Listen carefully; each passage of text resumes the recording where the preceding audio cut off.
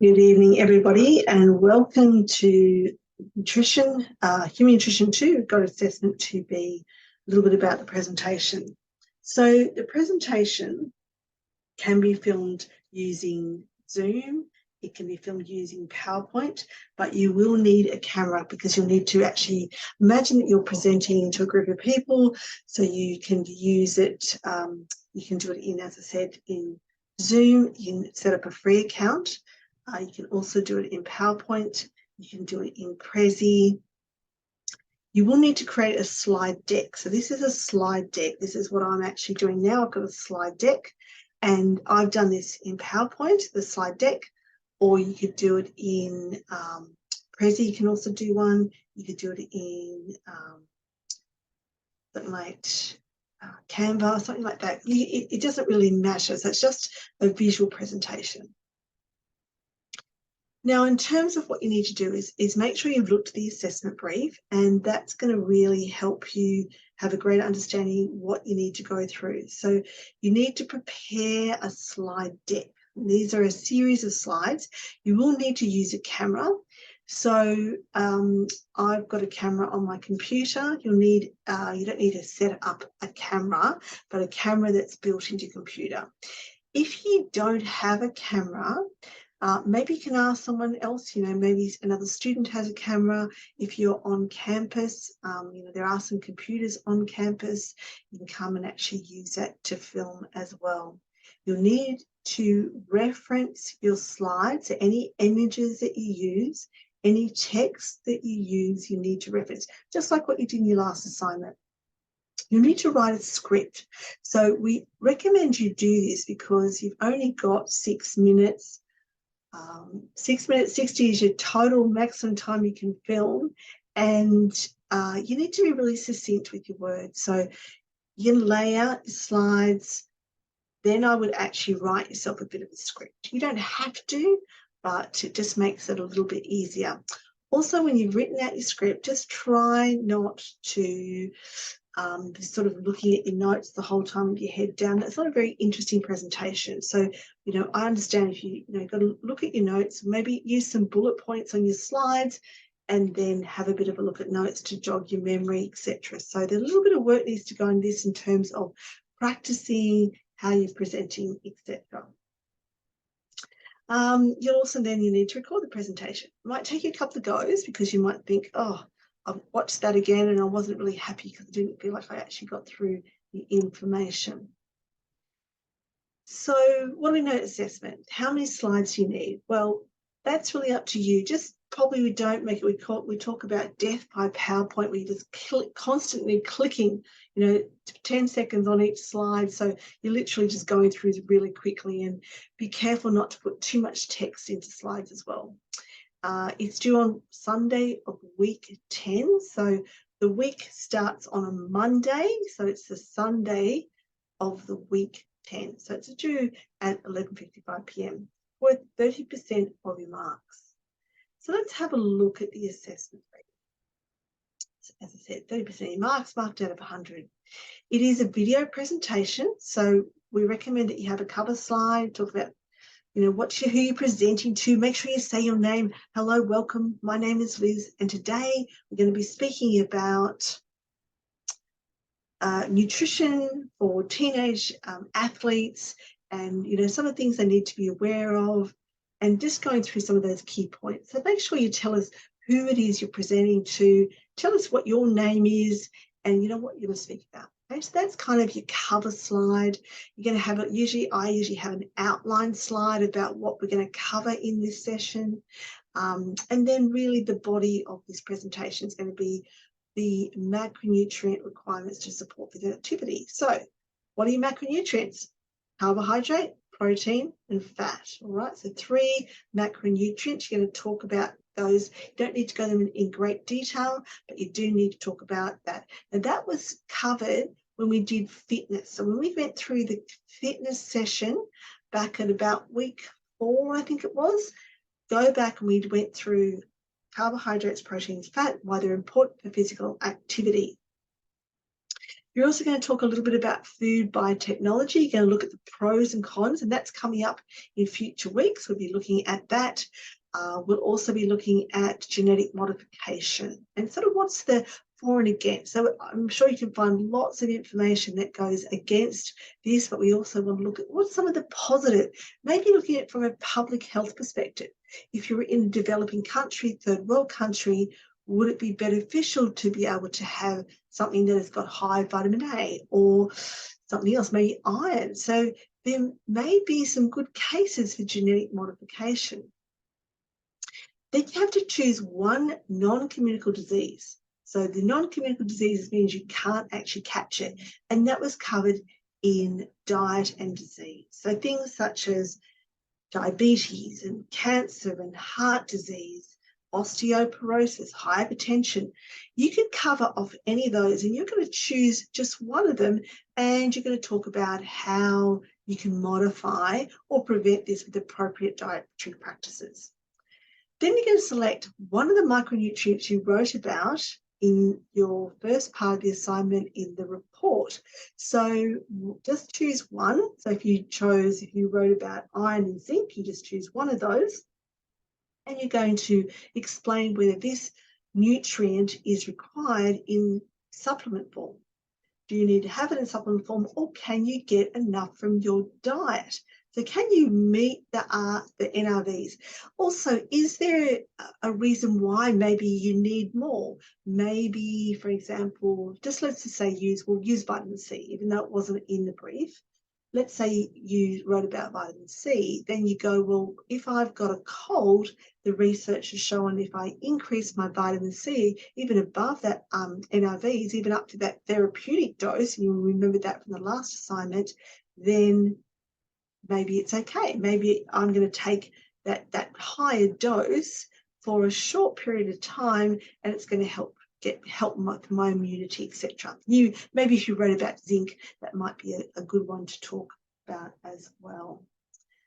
A little bit of your conclusion, so key points, your overarching opinion, and then your reference list you do not need to read through. That's just additional. You're not going to read through that, but it needs to be included. All right, so have a good look at that assessment brief. It's got some information in there. You need to create a video presentation, and it's going to be filmed as an MP4 file. So it's going to be filmed as an MP4 file. All right, so it's saved as an MP4 file, which it does it automatically if you filming it in Zoom. Okay. As we said, we can do it in PowerPoint, your slide decks, PowerPoint, Prezi, Canva, Word. It's whatever you choose, so don't worry about what format. It just needs to basically have you speaking to the camera. It's about you presenting.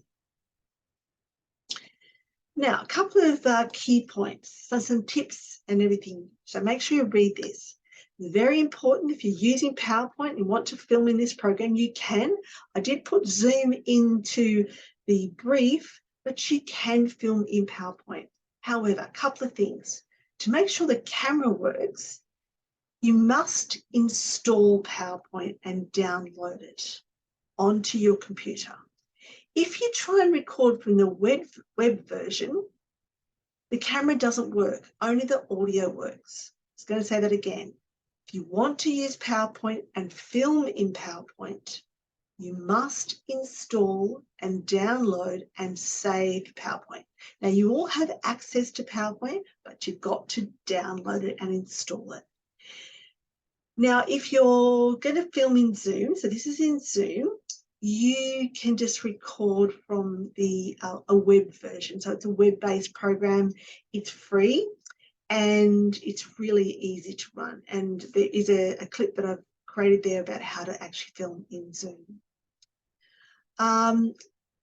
Just a couple of tips is check your introduction. Once all slides have been finalised, this will ensure that your introduction matches what you've actually done. A bit of a summary and conclusion in there as well.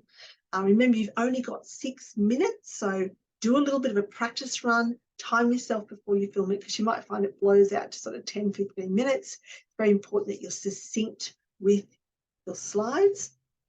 Avoid busy slides. And this is a really busy slide. There's a lot going on here, a lot of information. This would not be ideal at all, okay? But I've just thrown it all in there, so hopefully you can pause it and have a bit of a read. Lots of small text, it's busy, lots of pictures, maybe too many images, too many colours. Your slides need to be sort of clear, concise, and you know, they should help you expand or highlight what's on the slide. Include all your references, and you don't need to talk through your references. They're at the end in alphabetical order. Use a slide deck. Now you have to submit your slide deck. So you submit that. Usually you can submit that as a file. Usually it would be something like a PowerPoint. So you submit the PowerPoint file. You should be able to upload that. So just upload your PowerPoints or your Canva file. Just upload the slide deck so we can have a bit of a look at it. We can check that as well. A couple of do's and don'ts. All right. Choose a template that works. Avoid things that are too sort of busy. Give a title to each slide. Make use of space. Use a consistent font. Don't try and change lots of different fonts in here. Provide in-text citations of both text and images. Use a camera.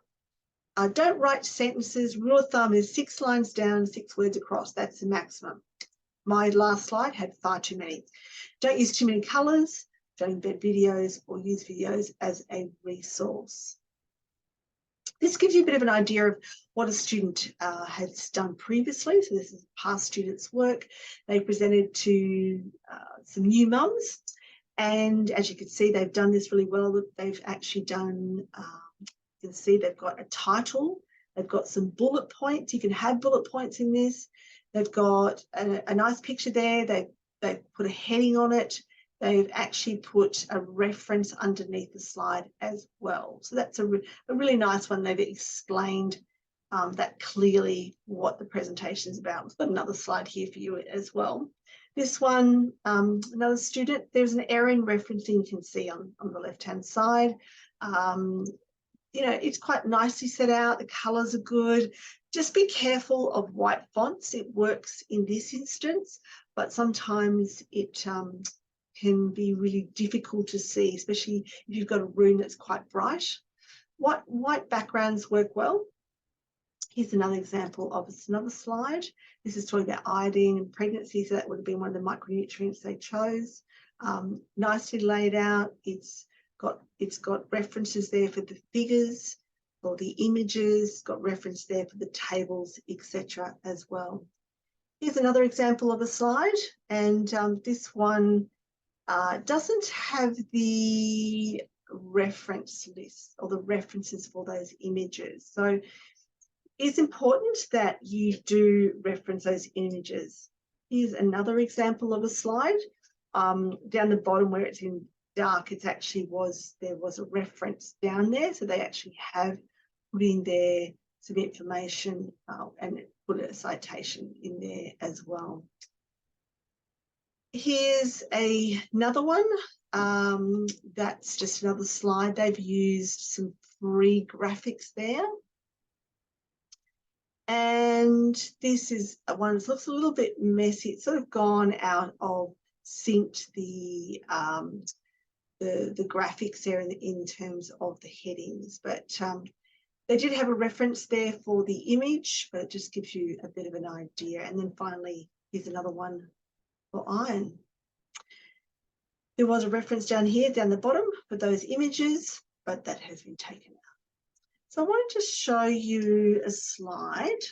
So this slide, if you look at this slide, a couple of things that stands out for me. This slide doesn't have a reference for the image. Also, you'll see there's a lot of text there. And to me, I would never read that because it's just too much text. And imagine someone reading through that. So we've changed a little bit to make it a little bit easier. This one's slightly better because now what we've done is actually put a reference at the top of the screen with where the figure is, and then you've got some bullet points on the left-hand side. This is just looking at another one. So that one's a bit hard to see. Here we are.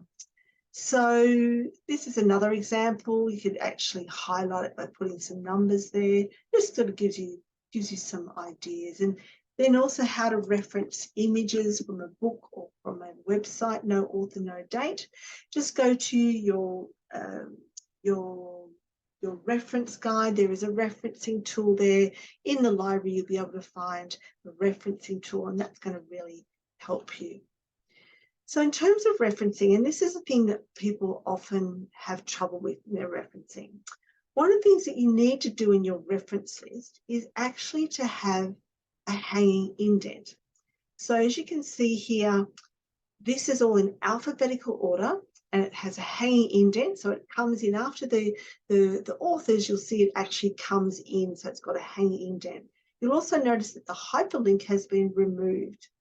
Double spacing is required between the references, and what I would recommend you do for the purpose of these presentations, remember you're not going to read through all the references, is that you shrink the font down for your reference pages so that they can fit onto the one page. Okay.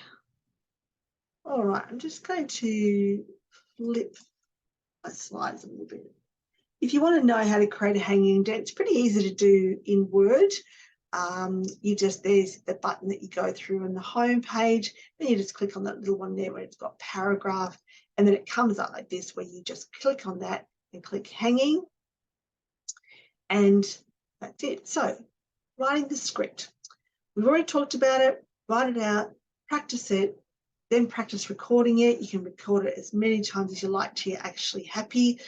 Sometimes you might find that you're never quite happy because you want to keep going. As long as you get the key bits of information in there, try to avoid reading directly from the slides. If you can make some eye contact with the camera, fantastic. Because I just want you to imagine that you're presenting this to an interest group. Maybe it's your own podcast. So think about some of these, the opportunities that this type of thing might provide for you. So as I said, you can record this in Zoom. You can do it in PowerPoint, but you must download the PowerPoint program rather than using the web. You'll need to use a camera. So you should all have a camera and a microphone built into your computers, but familiarize yourself with how to use these programs. Look, Zoom's really, really simple to use. It also is PowerPoint, but just the key thing is you will need to download the program to be able to use the camera. So, gentle reminder, reference all materials, both text and images. Use a minimum of 5 academic sources. You don't need to record your duration on the cover slide. It's okay if you don't, because you might go slightly over. We can see how long it actually is. If you go over the time that's been allocated, marking will stop. So if you had some of your key slides at the end, we're not going to be grading those. If you don't have a video presentation, there's no camera, you're going to be losing at least 20 marks. So you can see that that's actually a big part of this. Ensure any websites are credible. So things such as government websites, so the National Health and Medical Research Council, the NRVs, that's the type of thing that we are looking for in terms of credible government websites. Remember, don't use video as a resource. You can also include a video of yourself in the digital presentation. So this is what I've done. I'm actually filming myself within this film. It's a little bit crazy. You can do it on Zoom. It's not too hard to put your own image in there. And then finally, good luck. You need to practice. Start planning it now. It takes a little bit longer than you realize, but once you get the hang of it, it's actually kind of fun. And some of you will enjoy this experience and may go on to do some public speaking in nutrition. Thank you.